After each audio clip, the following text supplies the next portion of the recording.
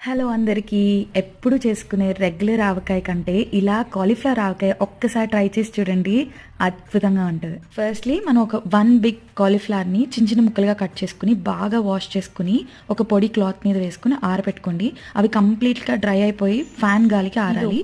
2 స్పూన్ల ఆవాలు, 1.5 స్పూన్ మెంతులు వేసుకుని ఎర్రగా రోస్ట్ అయ్యేంత వరకు డ్రై రోస్ట్ చేసుకుని పౌడర్ చేసి పక్కన పెట్టుకోండి. అలాంటి పచ్చడి కోసం నేను ట్రూ చిల్లీ వారి గుంటూరు మిర్చి కారం వాడుతున్నానండి.